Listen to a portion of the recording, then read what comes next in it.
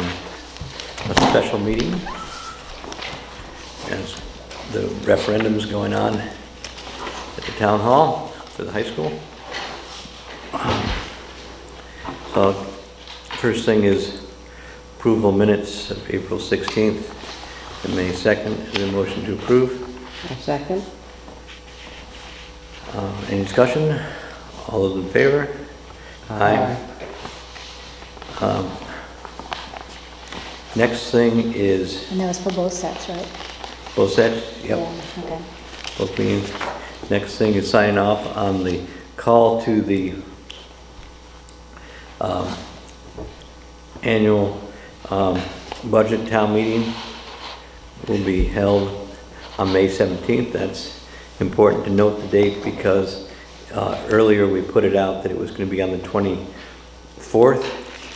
Then we looked at the calendar and decided that by local ordinance it has to be on the 17th because that's the third Friday, and that's when local ordinances say it has to be. So it's important, and we'll get the word out that we are going to that we're going to meet on that time, which is a week earlier than some of the earlier publicity. We've already identified the website and stuff. What did it end up in the Chronicle? Chronicle has it on the 24th. So we'll put it, we'll put notices out. Yeah, that'd be good to get some, because that's Right. like 10 days out now. Right. Good catch Yeah. by someone. Barbara, Yeah. yeah. So, in order to make that happen, we have to sign the call up to the town meeting and the return of notice, which promises to get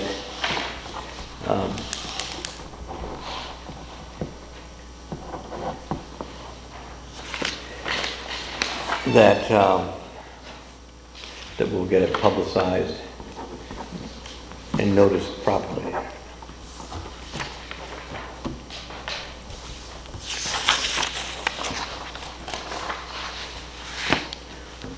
So all those in favor of holding the annual town budget meeting on the 17th of May at 7:30 at the school, say aye. Aye. Aye. Any of those opposed? None opposed, unanimous. Good. Then next item is skid steer loader. In last year's budget, we allocated $20,000 for a used skid steer loader for the transfer station. And we've been looking in various places and dealerships to get something that would fit the needs of the transfer station. The other skid steer, which we bought approximately 15 years ago, is worn out, and it seemed like it's time to do that. So I've had a couple people look for skid steer loaders for the town, and we came up with one in Pine Plains. After checking with dealers in Connecticut, we found a used one which met our specifications, which would have something that would be slightly bigger than the one we have now. It would have an enclosed cab with heat, unlike the one we have now. Would have foam-filled tires to keep it from being punctured if it runs over a nail, even though they sweep for nails down there. And basically has low hours on it. And I went out and did a field inspection of it with Charles Russ last weekend, and this seems to be a good machine. And I talked to Ted about it, and even though it's used, he felt it was better than some of the newer equipment. So How many hours? it's 1,300 hours on it. And I have a picture of it on my phone, but my phone's in my car. So if you don't want to see it, or you can wait to see it at the transfer station.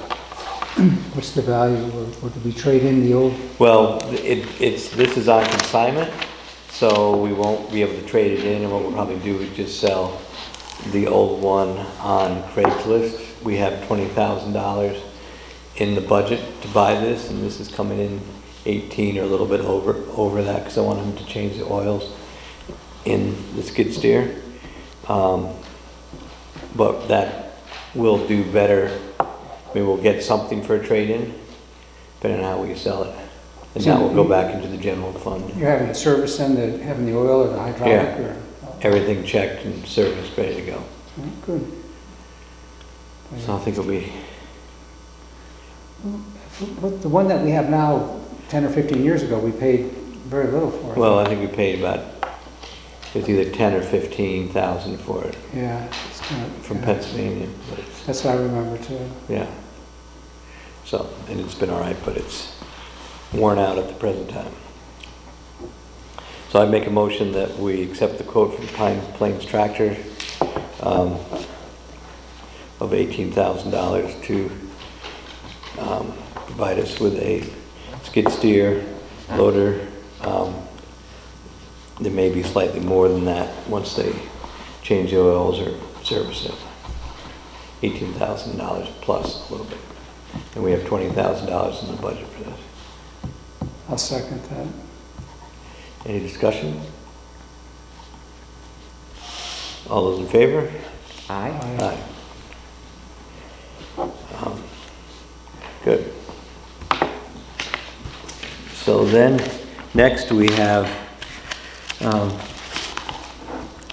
in our effort to get the bend open for the kayak race in 2 weeks, I've gotten some proposals to pave the apron. And so there's 4 proposals. They're slightly different. Let me get you this. They are, You got it there? yeah, I have them all, yeah, I printed these. Right. I did print out. They're slightly different, Yeah, and I thought I told them all the same thing, but apparently they do these slightly differently depending on the contractor. I think the key thing is some of these are paved in 2 courses and some of these are bid as 1 course. yes. And also the size of the apron, even though I told them how deep I wanted it, they have some of the aprons vary from 660 square feet to the standard is about 1,000 square feet. The one I like, The one you like, if we're taking suggestions, okay? is Harlington. I think that meets more of our, I think that meets the town's needs better than any of the others. Right, It's not okay. It's not the least expensive, but I think it's the best option. Right, that gives us, it's compacted twice, so it's done in 2 courses or 2 lifts. Correct. And it's slightly thicker than the lowest bid, and it is about 30% bigger. So there'll be a bigger paved entrance than, I was surprised on one of them, it actually said all prep by others. right, which, yeah, I mean, whereas I think the other 3 said they would supply gravel and compact it and grade it off to right, make it ready. So it really is apples Right. and oranges. yeah. And I think the Harlington, so I'd make a motion that we accept the Harlington paving proposal for $4,500. Okay, I'll second that. Makes the most Good. sense. yes. Okay, any more discussion? All those in favor? Aye. So, good, so I'll notify them and hopefully we'll get that in place. Even if we don't have that in place, I would like to proceed with getting a porta potty put in down there so that at least is there for the race. And there are stones blocking the ramp down to the river, so I think it is safe to open up. It'd be nice when we get it finished and put a gate on it, but I don't anticipate any problems or needing a gate, there is a chain there we can put across it. Now, If when we have is the problem. race? Is that 2 weeks? Yeah, it's like the 18th. So, Well, they would be coming up that ramp, that's where they come up. Right. so I would like to have that. I mean, I'm pretty confident we can get it paved and we get a porta potty in there. Whether we get the gate, which I don't think we need at this point, that's more if litter gets to be a problem or something and people go crazy over the summer or something. But I think we can make it usable, and then hopefully, and then my goal would be then to get the gate and the bollards put up, which are removable barriers in front of the boat ramp that the fire department can remove if they need to get down there with the rescue boat. And then try to set a date for our, Ribbon cutting? yeah, Yeah. next. Now, would that involve HVA, I would think? Oh, absolutely, yeah. So I was thinking like a Saturday afternoon or something in June. After Memorial Day. Yeah, Yeah. yeah. Without the calendar. The canoe So races you will want to be do a it in soft- June? The Yeah. canoe races will be a soft opening. A soft opening. Well, the June Bring your pen. Saturdays are 1, 8, 15, 22, and 29. Okay. I'm gonna be There away are 5 on, of them. yeah. I think I'd rather put it closer, I'd rather put it closer to the end of the month, so we have more chance to get more done. So maybe the 22nd would be good. Okay? Is that right? That's the 4th Saturday of the month. You do anything? I don't know, I have to look Who at knows? the calendar, see where I'm I know supposed I'm to gonna be be. away the weekend before that, The 15th. yeah. So let's, 22nd. The earlier the better, probably. okay, 10 in the morning. It's actually in was summer. thinking because the the summer, afternoon. isn't it, the 21st? yeah, Oh, yeah, that's right. First, the second day of summer. Right. Makes sense. yeah.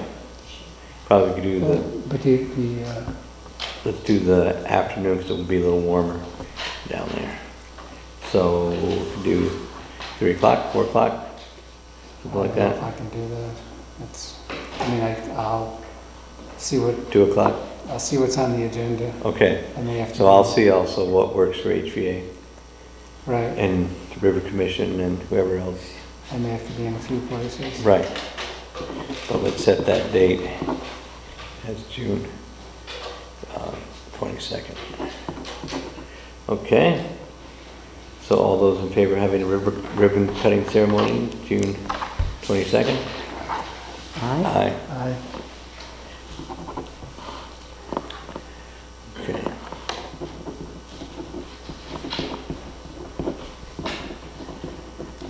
A time to be determined, though, right? Is it- Right. Well, he said 2 to 3, so It may- I guess some input from you It when, may depend on HVA too. Right. yeah. So Okay. you're going to check that date with HVA, Gordon? Yeah, make sure they're Okay. not having a big, they may have something else. Yeah, but And then if that doesn't work, we go the week after that. What's 4th of July? 29th. What's it for? Is that 4th of July weekend? Wednesday? No. It can't be. The weekend after. Yeah, so let's do it the 29th if it doesn't. the work on weekend after that would be Yeah. 4th of July. Right. Great. Next, Actually, this year, the 4th is on a Thursday. So yeah, I think it'll be that going The forward, that following weekend. right. Not the preceding weekend. Good. Let's see, another issue that's come back is the Route 45 yield sign. I did get a report of an accident there from the person involved in the accident. I think you saw the report. Yeah. I don't want to say who the person was, but a person was coming up the other leg from Kent, up the triangle at Route 45, and there were a car at the yield sign that basically kept on going and cut her off. Another car did the same thing, then somebody else pulled out. She stopped, somebody else pulled out behind her, passed her on the double line, slammed on the brakes, she went into them. So she was very emphatic about getting a stop sign there, because there was 3 cars in a row that did not yield, did not stop. And I told her to report to the police, which she did. And so that is also spurred a effort to speed up the installation of the stop sign, which apparently will be happening within the next week. So we'll look forward to that. Well, speaking of signs, I'm delighted to report that the road construction signs are gone. They went Okay. down this last week. Good. Signs up, signs down. Yeah. So, Good. So that's something to look forward to, getting that sorted out. Next, we have the Siting Council letter, a response to yeah, our letter saw that. to the Siting Council about the telecommunication facility located at 16 Bell Road Extension, Cornwall, Connecticut, when we asked them to try to get the cell tower activated, and they wrote a fairly convoluted response, saying they cannot force people to activate towers, and if they void their order, then they'll have to dismantle the tower, remove all associated equipment, and reapply for any continued newer use to the council. So I thought it was the intent of our letter was that we wanted the tower activated, not dismantled. So, but I just thought I'd write that back and thank her for her prompt response, but our intention is to get more coverage, and after going through everything with the siting process, to try to get that tower activated as opposed to dismantled would probably be a good thing. So with your permission, I'll write her back and reiterate we'd like to see the tower activated, and our intent was not to, because we don't know all the process, our intent was not to cause things to go to dismantling as opposed to activation. We were trying to encourage activation. It's an interesting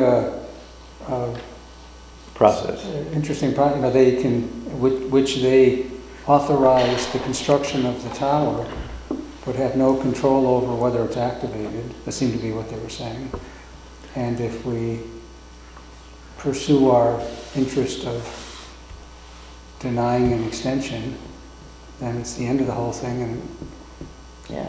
yeah, kind of a catch-22. So write that letter. Right. Please. And encourage them to get Hopefully. it activated. Yeah, got it. Although they can't encourage the applicant to activate it, but go figure. Next is at the budget hearing. As I was looking at the budget, I realized we did not put any money in for next year for the plan of conservation and development. And the money that's in there now, approximately $10,000, is going to be taken up by the contract with the Northwest Council of Governments to create the document. But I think, did I see Karen? Karen, conversation with Karen Nelson, the land use administrator. There's usually some money for implementation also necessary once it gets done. So it's my thought that we should increase our budget by $10,000 to allow for some money to actually implement the plan. Is that what we talked about but we didn't do, or I didn't do? Right. And this is in the capital. Capital, yeah. So I'll make that motion to put our budgeted addition, to raise our budget by $10,000 in capital for the plan of conservation development. Second. Any discussion? All those in favor? Aye. Next is, we did receive our building committee report, and one of the suggestions was to form a building committee, which I think is a good suggestion. Not prepared to do that now, but I think we should maybe go into detail about that. Right now, we're working on trying to get bids in and established for the West Cornwall Firehouse project. But I think we can put that on as a future agenda item, discuss the report in more detail, and think about a committee. I know summer is probably the wrong time to ask people to go out and look at things and volunteer a lot of time, but probably in the fall would be good to constitute that and dig into the buildings a little bit more. I think the report gave us a good baseline of information, Yeah, and kind of gave us what we were hoping for. It's not a complete document, and I don't think we expected it to be a complete in-depth analysis of everything. It's just sort of an overview of what needs to be done. So who are you looking to appoint for a building committee? No, no, From the fire department or the planning and zoning? mostly contractors that would actually be able to tell what happened, but I think Okay. it might, I don't know if people that are, I don't know, something to think about, because I mean, definitely the people they want to consult with the people that actually use the building. I But would whether think the- that's important. Whether the people that use the building actually have to be on the committee. I don't think that's specifically necessary, because there's so many buildings. You probably want to build a relatively small building committee, I would think, that's fairly efficient, that, and if one of them happens to use one of the buildings, so be it, but I think that committee or a member of the committee could easily talk to several people that use that building, or the two people that use that building, or the two people that use that building. I don't think the members need to be specifically need to be on the committee. Right, so maybe, and again, we probably publicize that a month before, see who's interested, then solicit, some people that might be good. I know the school uses Ralph Desnudis as sort of an ongoing roof consultant, and that's a good part of it. So, Jim said he would be willing to serve on Right. the committee, Yeah. I believe. He said I right, think that's what he was saying. do we get that on tape? All right, so anyway, that's good to get that done. Household Hazardous Waste Day, that's coming up 1st of June in Falls Village Public Works Garage. Registration's required, but it's free, right, Joyce? No cost. No cost To the to individual, town pays for it. town residents. And we've already had people come in to get tickets. So you come into the office, get a ticket, which then you present to the, And you drop off your hazardous waste. Yeah. right, And what is the date? June 1st, Saturday. First or 21st? First. One. First. Yeah, it's usually the first Saturday in June.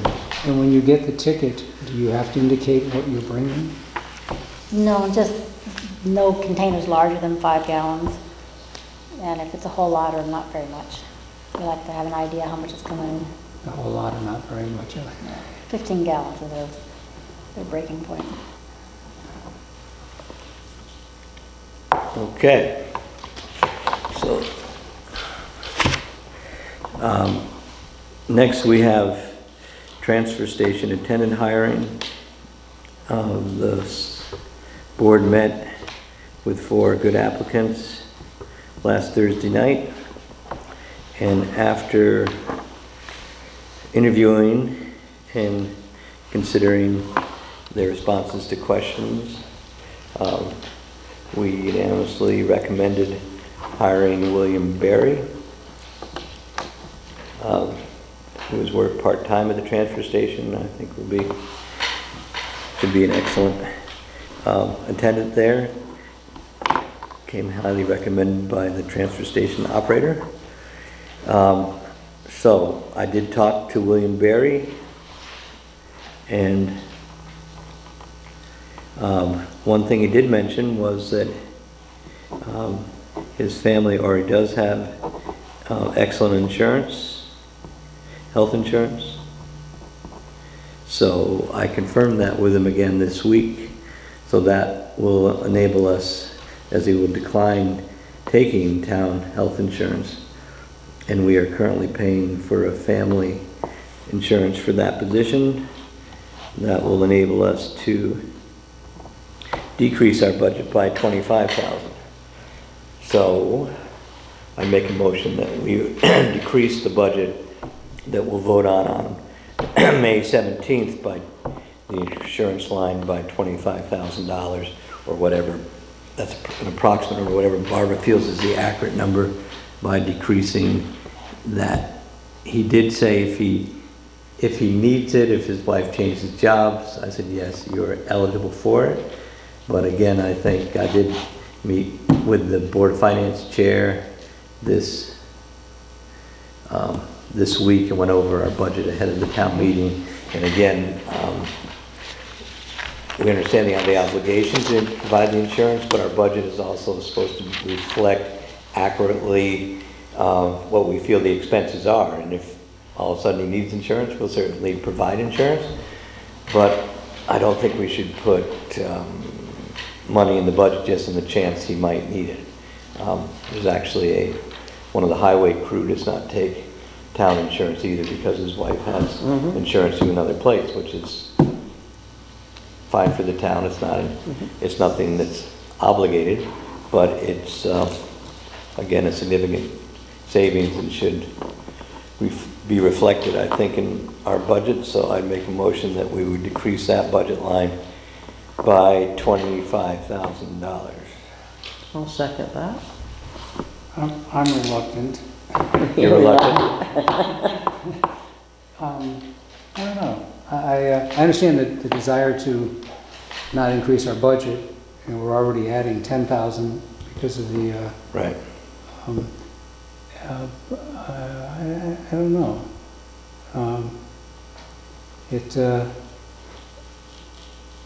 We do have enough in, if people do change jobs, people do change things, things do happen. And do we have to reduce the whole amount this time, seeing we've already budgeted it? I'd be in favor of that, just because we are trying to keep it down. And again, we know that if the town has substantial reserves for emergencies, so if it changes, we can take care of that. And in reality, probably what would happen, say that had to happen, we would move things around and we can adjust things budget-wise fairly easy. But what I think we're trying to do with the budget, I think right now the latest estimate we came up with, because of a bunch of different factors, is we're looking at probably a 0.5% increase on the mill rate. So again, I think that's a good goal, and I'm not comfortable. So our discussion today would then end up with a $15,000 decrease in our budget. Right. Plus 10 minus 25. Yeah. That's kind of what And we're our budget is going up, whatever it is somewhat. So you can tell me, I told you so. Well, at the it's town not, meeting. I'm not, we're being told today that he doesn't need the insurance, and I hear what you're saying. If it, we have the meeting's only 2 weeks away, I think, isn't it?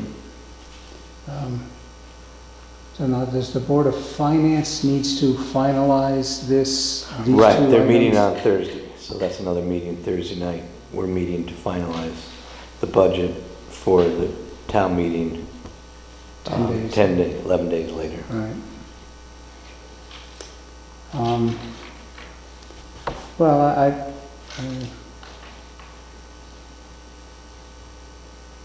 we just have to be aware that if their circumstances or the town, somebody in the town crew circumstances change, Sure. the town would provide the insurance, and we'd have to figure out where the money's coming from, which we have access to with the reserves. I think the Board of Finance's policy has been for the town and the school that to not over budget insurance, thinking that, if a teacher retires, and so they just want to try to get as accurate number it's possible, don't assume everybody is gonna need a family plan, try to get it as accurate to the workforce you have, and then if you need it, then come back. But again, it's one of the things that helps us keep a lid on things. Okay, all right. Okay? So all those in favor? Aye. Okay, next is the Farnsworth request. Priscilla, do you have any update on that? Yes, I have a small update. The Farnsworth brothers, you may know, I'm not doing a commercial, but I have Barbara Farnsworth's bookstore on the market for $125,000. And it sits on a 1/10 of an acre. Adjacent to that is a town-owned 2/10 of an acre. And that goes between the picket fence and Smith Road. And I had suggested that the Farnsworth brothers might want to approach the town about purchasing it so that we could do parking. And the parking that I envisioned was pulling in perpendicular to the road, not parallel with 128. And I envisioned that if that were owned by the Farnsworths, they could offer the shop on 100 for the same price, because it would be a minimal transfer of monies, but they would be adding great value because they'd be adding parking. They are very reluctant because they're fearful of what is underneath the ground there. So Gordon said, call Jack Preston, he knows about the ground there. And I spoke with Jack and he said, Priscilla, don't worry, there's nothing there. That's his opinion. Okay? And he said the cement that's there, I mean, somebody would want to take it off and make it all even, but there were nobody knows that there were, and I had also gone earlier to Karen Nelson and asked her if she knew anything about the land. So the only authority that I've spoken to that claims there's nothing to worry about is Jack Preston. So, And later today, I spoke also with Karen, and she had a different suggestion, and that was that maybe the town should take over that little piece of land. And I wrote down 8-24. What I'm suggesting is the Planning and Zoning Commission in some fashion weighs into their planning function under 8-24. That the Planning and Zoning Commission will take a look at a piece of town-owned land and the sale or merging of town-owned land to a private entity. If you look at what it is in terms of long-term planning, everybody knows we're in the plan of conservation development right now. The old plan, like the new plan, is going to suggest that opportunities be found to expand the commercial base, provide more parking. So if this were to be taken under 8-24 to the Planning and Zoning Commission to weigh in on the sale of town-owned land to a private entity, is it consistent with the town plan? And I think the creation of parking and the creation of more saleable and more properties that are consistent with West Cornwall being successful in terms of businesses, that this would be a project that that the Planning and Zoning Commission would support the town's thought of the merging of the properties. so, I'm just recommending that the town consider doing something Right. about parking. But we leave it, instead of you and everybody, Right. to have the Planning and Zoning Commission, which has the planning power Mhm. for the sale or acquisition of town land, that it go back to them. And I think that the recommendation would probably be that this is something that, in the long run, is a good planning option in terms of what is going on in West Yeah. Cornwall. so just to be clear, this is the former site of the West Cornwall Firehouse, Yes. which is amazing to me to think you could actually put Which a is fire where that truck little cement thing is. in that space, but apparently they could fit fire truck and other stuff there. It And must then- have been a circular staircase that was. the It reason wasn't, they could yeah, fit it was it very in. tight.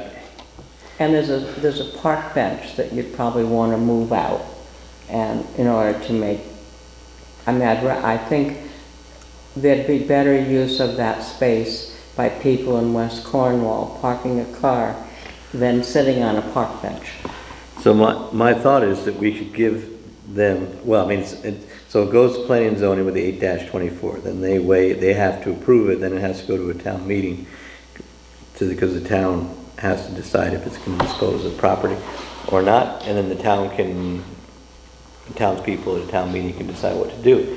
But my thought, it might, because that building has an acute shortage of parking, it would make sense to transfer the property to them for a nominal amount of money, but restrict it to municipal parking. And so that it would use that, but it'd be up to them to maintain it, and certainly the people can park there themselves as they work in the bookstore or whatever store that becomes, or whatever, they put apartments upstairs if they ever build a sewer plant or whatever happens, but. Whatever P&Z is doing or suggesting or recommending. Right. and Well, my thought is it authorizing, would be it also would be in the kept, deed. and would have to be, I mean, we'll have to think about it, but I mean, I think it should be restricted to parking,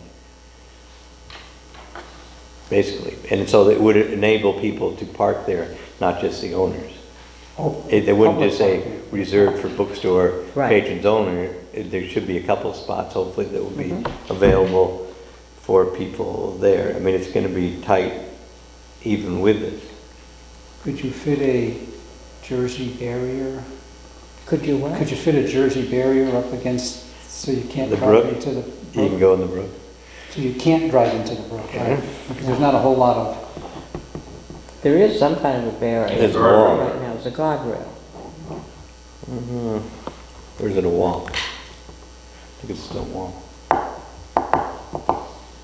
Well, there But- should definitely be And I a think the deal guardrail is- along the edge of the brook, so the Significant. cars wouldn't go into the brook. I Barricade. mean, if you open the back Right. door of the bookstore, you could literally fall into the brook. Right. No, really. I've opened it, and I've looked, and I thought, oh my word. Glad you didn't fall in. So we want to think about barricades, we want to think about parking restricted to parking. We want to think about, I think we sell it or transfer it as is condition. We don't make any claim that this is anything other than it is. And I'll see Jack soon, because, did he say whether it was oil heated or how they heated it? No, you didn't. Right, because that's what I was wondering, whether he knew of a location of any tanks or what they did. Okay, so anyway, we'll put that on our list of stuff to do, Okay, right? Thank you. And it will take a while, that's all. but I think the first step would then be to, again, we need to get a map. The only map I have is the one that I got from the tax map. You know, I can give that to you. What about deed? Got a deed? Gotta have a deed somewhere. Yeah, I've got the deed from the Right. town. Right, Yes, I have that. Right. I can deliver it to your office tomorrow. right. the deed defines the boundaries.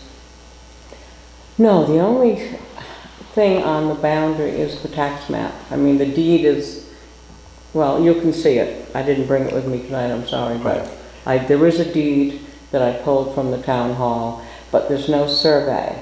So all I was using for the boundaries of both the Farnsworth store and this piece of land was what is on the tax map.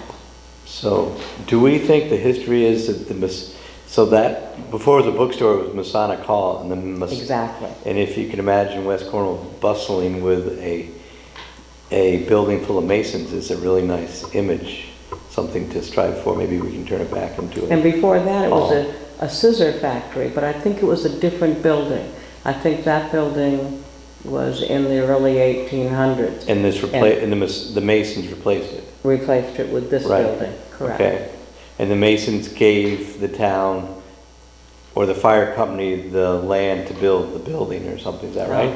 I think it was all part of that, and they split off part of it to build the Okay. firehouse.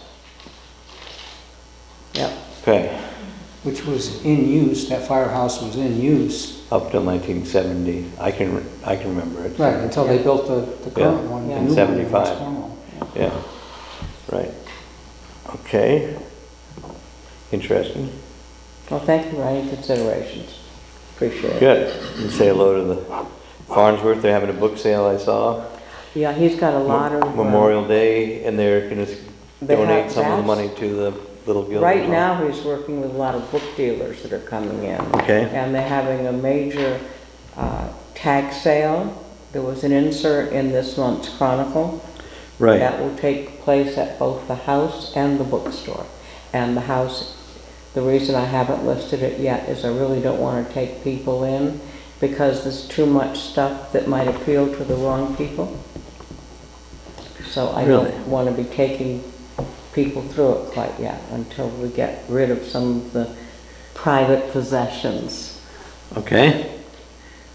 So stay tuned on the bookstore. Good. All right, so next is the West Cornwall Sewer Study.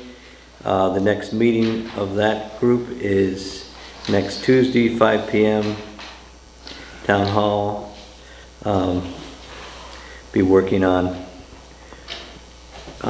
refining the work on sites, financing, alternative systems, scope, and it's my hope that we can, I did get down to Saybrook last week and saw some more systems down there that might be of interest to people on the committee and people in West Cornwall or in town, so I was going to talk to them again and see if we can't schedule a tour down to Saybrook, maybe the third week in May, to see what's going on down there. It was interesting to see the various systems they have working down there, somewhat different than what's being proposed for West Cornwall, but very interesting as far as one of the systems is installed underneath a restaurant, so you can't actually tell it's there unless you go down into the basement through, it's a big resort, and you go through the laundry, and it's a big room, probably bigger than this, underground where they have their system. But if you go above it to the ballroom, you can't even hear Wow. or detect there's a system underneath you. So it's pretty Pretty remarkable good, yeah. what they've done in some of these systems and the advances they've made over the years. So I'll probably send out something this week when I confirm with the people in Saybrook when they can host us down there. So thought us go down, look at 2 or 3 sites, have a meal in the restaurant above the plant, enjoy the view of the Long Island Sound. It's a beautiful spot. We've got, I think, 100-room resort, conference center, ballroom, and 100 timeshare apartments, condos running off this one system, underground, and a very knowledgeable operator. How is flooding prevented? They have pumps and stuff. You know, they handle, I mean, the whole thing is a lot of pumping and filters and Right, tanks and right. stuff. We had the committee did go up to Salisbury School last week and I think had a very good tour of their plant. It was interesting to see what they've done up there, I think. And they also sent you all the All the operation. operating costs, which I costs thought and was things. interesting. Yep. And Steve McDonald also designed that system for him, I think 15 years ago they've been doing it. Mhm. But again, it's somewhat different than what he's proposing. But I think the biggest takeaway I have from that site is that there's no smell inside, even inside the building, because they inject air into the effluent, so that takes away a lot of the smell. A lot of the smell from conventional septic systems because it's anaerobic. If you put air into it, it helps take away smell. And then it's interesting, I mean, it's one of the big resource challenges of the 21st century is going to be clean water. To be able to take a beaker of dirty water and turn it into pretty, crystal clear water is pretty good accomplishment of engineering, plus to have it tested and checked thoroughly for nutrients, bacteria, ultraviolet. It's, I view it as a, pretty interesting technology that we're all learning more about. So hopefully we can get a tour going and then an informational meeting next June, or this June, to bring people up to date, because I think it's important to have some community dialogue on what is going on. So I would hope we can schedule something for June. And again, I think that I've talked to Todd, hopefully put that on the agenda for next week. Anything else on the sewer, septic study stuff? We're still aiming to come to a town informational maybe by the end of the summer. Well, I mean, I think what I'd like to do is have a tour for people, and again, this is going to be an ongoing thing, but have a tour in May, have a informational meeting in June, and probably have a vote in July or August or sometime in the summer. And because I think one thing that everybody, well, almost everybody can agree on is if we move this forward, one of the next steps is to apply to the USDA for funding and find out how much of a grant we're eligible for, and you have to get in line. So it's not an obligation grant, and again, that would take a little bit more engineering, but I think that is something the town should push forward on, so the vote would revolve around that and some sort of general support for the project, although it wouldn't obligate us to spend $4 million. It would give the committee a sense whether the town generally supports this or not. I mean, if it doesn't support it, then we don't have to apply to USDA. But I think we need to do more. I mean, there's some more work that needs to be done to nail down some of these issues. But it seems like people are, at this point, want to talk about it and eventually vote on it. Okay. And that seems like a good, fairly small step to take, but an important one. Because if we get 20% or 45%, that's a big difference to the town. And I also did read that in the latest bond package, the steep grants are back, so I thought the town could apply for a steep grant to help offset the cost of the plant. And I think that's one of the things we should think about too, is how do we bring in other funds besides, the last thing we want to do is bring in tax dollars, but if there are other grants that could be applied to this, then we should Does the think about it. USDA grant preclude you from getting other monies? I don't think they care about how you come up with the other funds, as long as The you come up with state them. was concerned about it. Yeah, you can't use DEP funds if you use other funds. Right. But I'll ask that from USDA. I think the main thing is as long as you have a financial plan in place to do it, Right, coming up with a Right. steep grant would be great. would be good. Yes, it would. Yeah, so Okay. anyway, that's coming up with that.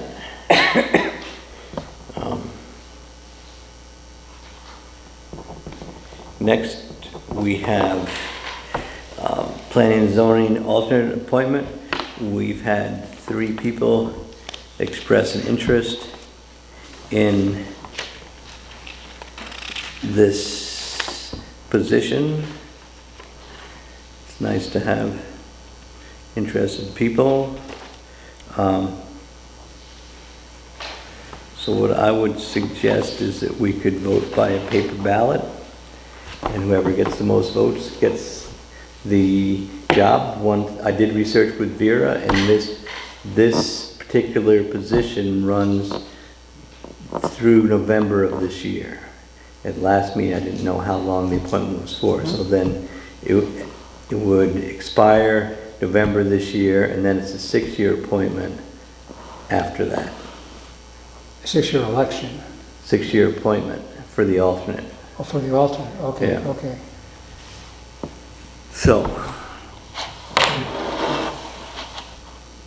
Right, so we're so the appointing- candidates are Joanne Watershek, Jim Terrell, and Keith Bodwell. So, Are you giving us paper? yeah, that works.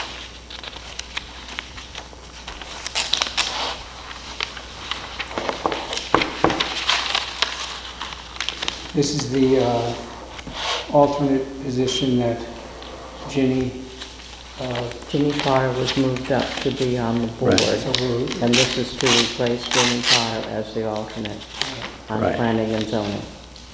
And the other thing I researched was that the other 2 alternates are, one's unaffiliated and the other person is a Green Party member, so this person can be of any party. Because you can't have more than 2 of one party, and unaffiliated aren't a party, so that's as much as I know.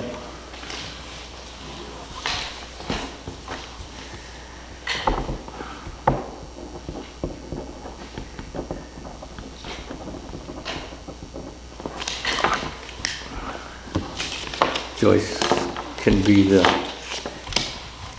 register of voters, register of votes.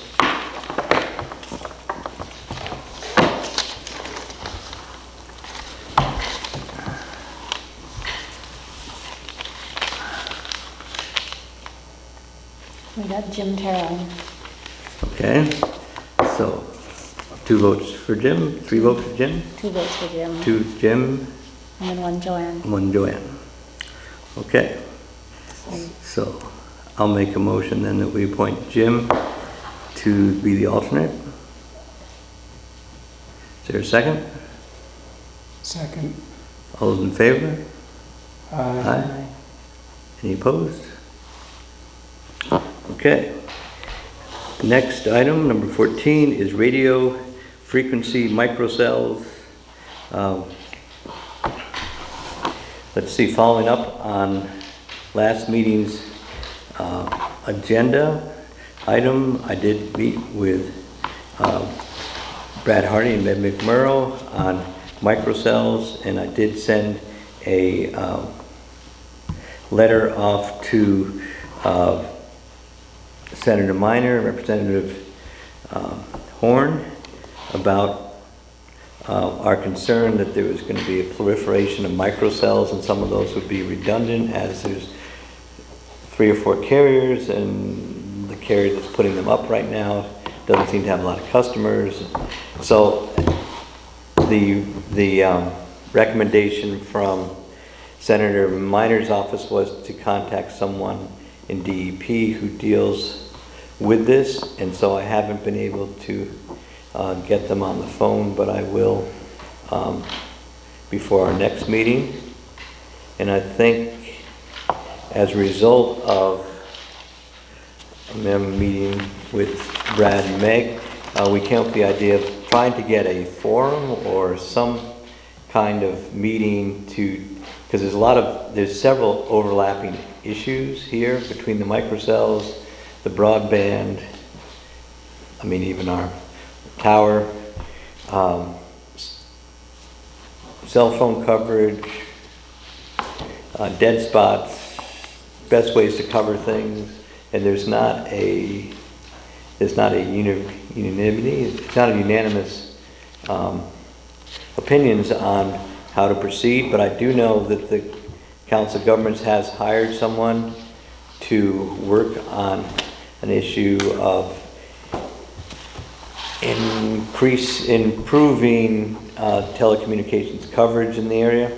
So, and I know Kim Maxwell from Norfolk has been active in Northwest Connect, so there are people out here who could talk, and I'm sure there are other people that could talk. So my thought is, at some point in the summer, to just have a forum and not say anything more than that, but just have people that are working on different parts of this, who may or may not agree on everything, but just to have a couple of leaders from the area, in the field, just talk about a lot of these interrelated issues seem to be like a next good step. And if there's somebody from the state that can come out and talk about this, the microcell seems to be the hot issue of the day. It's that was more than, they seem to be overtaking the towers as the way industry is going and providing coverage without really any town input on that.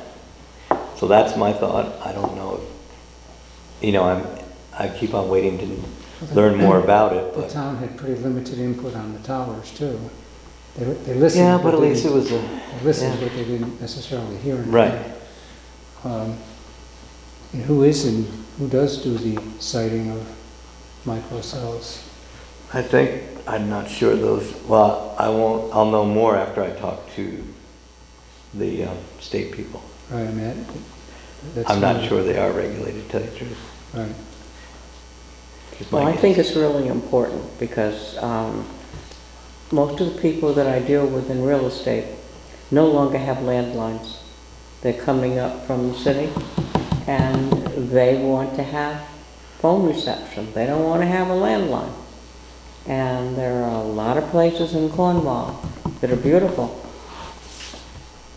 Forget it if you want to make a cell phone. So I think it's really important that we have a strong forum and that we come up with some good ideas for how to improve cell phone service in Cornwall.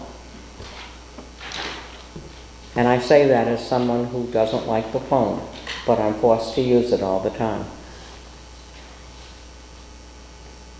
So this. I mean, to me I just think it's very, we're spending a lot of time about the septic stuff, but I mean, again, this I think is a timely issue, and I think Very timely. I think a Very forum would timely. be, in the summer would be, Yep. would be good. I think it'd be very well attended.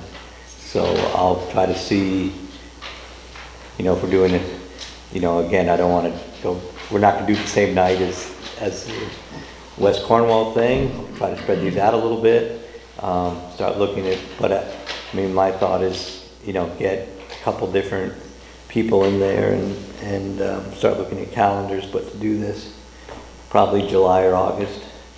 My preference is July seems to be generally better. So this would be a couple of speakers? Yeah, I was thinking like some four different information speakers, and at some least. kind of question and answer. Absolutely, and we don't want like everybody talking for half an hour. We want like five minutes, and I'm thinking like Northwest Connect, somebody from the Council of Governments, somebody suggested from Brad and Meg, maybe even them themselves, somebody from DEP, or something, some sort of balance like that, or some state person to answer questions like how are these regulated, I mean, you could spend a forum just talking about on what basis they're regulated, because some of the health and safety concerns were, I think, taken out by the federal government, so you can't talk about that, but you can talk about planning, redundancy, coverage, holes and stuff. But again, it would be good, because I mean, the health concerns are real. So, people should be concerned about their health regardless of what the federal government says they should be concerned about. So, anyway, those are just some thoughts on the That's a topic. great idea. We have to structure it in a way Right. that you can come up with something when you leave. Right. There's also the potential that there'll be a lot of information and a lot of things discussed and not really any conclusion, and that may be fine too. There may Right, not I mean, be you gotta any- start we're not starting from zero, but it'd be good to just be updated. And I mean, the other thing I'm going through in my head is whether this should be, I mean, it's almost like a regional discussion too, because this applies to Sharon and Kent as much as it does to Cornwall, but in some ways it's specific here because some of the coverages are different and the topography is different, and even the access to the cable network is different from town to town. So I'm sort of thinking this is as it relates to here, as opposed, I mean, I'd go to something up at the high school, but I'd sort of think we can have this being sort of Cornwall specific. But anticipate, And open it up to anybody else that wants right. to right. come. But you could get a good crowd to this, I think.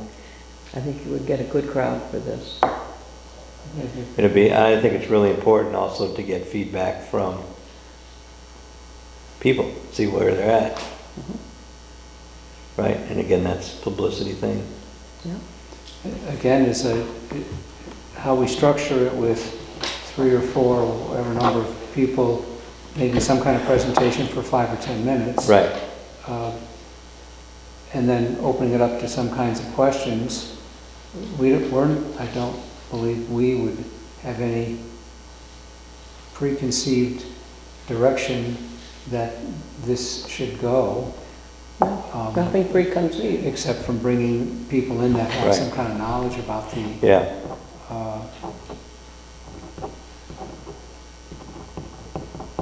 there could also be some people that are saying, people are saying left and people are saying right, and right, you have to draw your own conclusions. right, and I think so, yeah. But that's okay. because We'll that's think what it's about it gonna next be. time, but I think some of it, there should be some specific top covered too. Such as these microcells, such as general coverage, alternative ways to get coverage, most practical ways to get coverage, A cost-effective. cost-effective way to, what is, 5G or not 5G? Is it happening? I mean, the governor said we're the first 5G state. We can invite the governor, but he might not. But he might have something. There used to be like a office of technology or something like that, and I wonder if they might have somebody to see what the state plans are, because some of the stuff becomes more cost-effective if you do it on a bigger scale. So, all right, so I'll start by calling up some of the local and state people. Are you going to the COG meeting on Thursday? Yes. I am too, and that might be a good place to get some information Right. on this. Yeah, because I know, again, I met the person they hired to do their economic stuff, so Okay? I'll get his name. Railroad updates. So we've had ongoing issues with the railroad. And you saw the response, the prompt response, give you credit, from Edward Rodriguez, the Executive Vice President of the railroad company, who said he investigated the gates that were temporarily removed from service on April 16th and were repaired and returned to service on April 18th. And there's a number here to call if there are problems with the gates in the future. And I'll bring this up. I think we should publicize this so they can, people know that. They're also Are those the posted. numbers that are posted on the gates themselves? I'll check that. I'm pretty sure they I think are. they are, yes. Yeah. So I think what he's saying is, don't Yeah, call, no, don't yeah. call anybody else. Yeah. I mean, you Call this call other number. people, but make sure you call that number Yeah. because we're the ones that are gonna fix it. Yeah. Right. And something else we've been working on is the old railroad cars on the Cornwall siding. Yes, I saw that note too. So, and again, some good news on that was that they anticipate, they are decided to permanently remove the cars from service and to dispose of them. They have begun the process and expect that the cars will be moved from Cornwall next week. And that was last week. So anyway, there's there's good things to expect on the railroad siding and Cornwall Bridge. So we'll look forward to that. So anyway, again, a good prompt response from the Executive Vice President. So, next we have public comments pertinent to the agenda. So any public comments? Welcome to the public. Hello, Meg. Thank you, Gordon, for bringing up about the topic of the forum. I think it's important. I think it's to be balanced. I would caution about really looking to the governor of councils for state and who they would recommend. We really do need a neutral party. Brad and I, yes, we are knowledgeable, but I do think that we should bring in an expert that can counterpoint and answer questions, efficiently for everybody. So my question would be, with this forum, would there be a budget that if we help out to find this neutral party to come in for the forum, would there be money for them to come and present? Off the top of my head right now, I would like to start at the beginning with the people we know locally, because we can get a forum with that, and if there's a need to do something else to follow up, I would then think about hiring an outside expert. But I know there are local initiatives, and I want to hear from them first before I go into, because I'm sure we could hire a bunch of people, but I'm not, just off the top of, I'm open to that idea, but on the top of my head, I know a bunch of people that could come to start with, so I would start with those, because they're the people that are actually here doing stuff, and I want to hear from them, not that we can't hear from other people at another time. As long as it's balanced. Right. Absolutely. Okay? Yeah. Because, I'm hearing that it's COG, I'm hearing it's Kim Maxwell. Yeah. So, it's important. Right. And Brad and I would love to help develop this and make recommendations for that. Okay? One other comment is, Priscilla, I feel like you're mixing professional and public professions here with your comment about sales of houses, that it's hard to make a sale. Nobody wants a landline.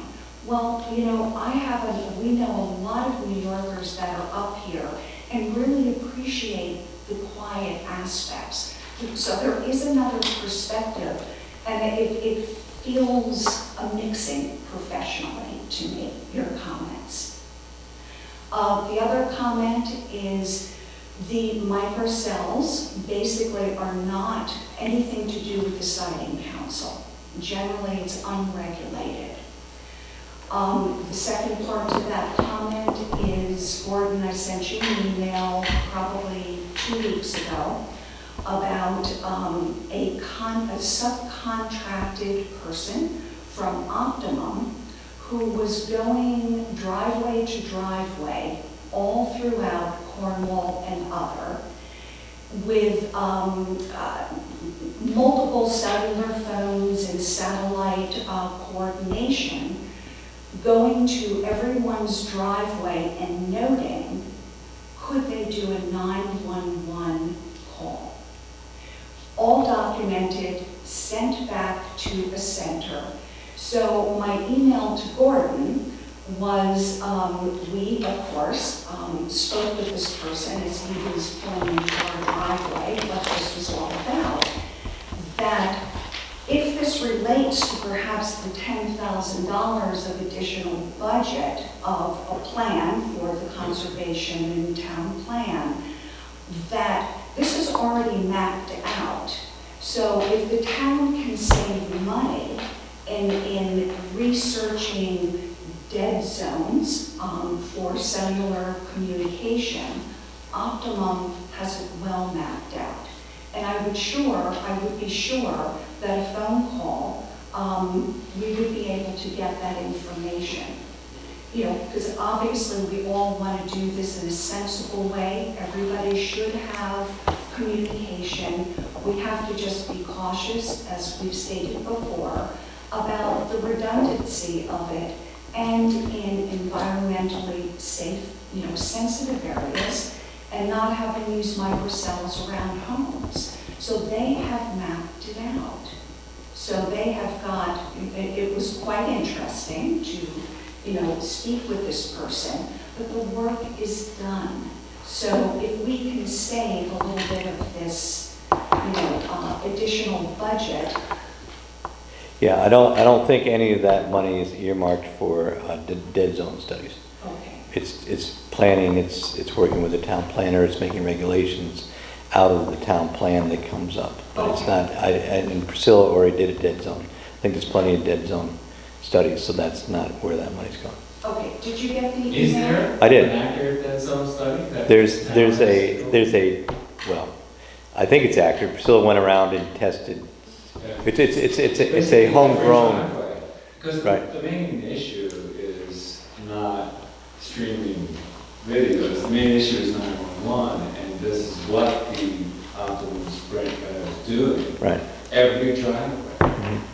every home should have the ability to have 911 contact, which is a basic premise. If it can be, that's, I think, the first thing that should be looked at. And that's done.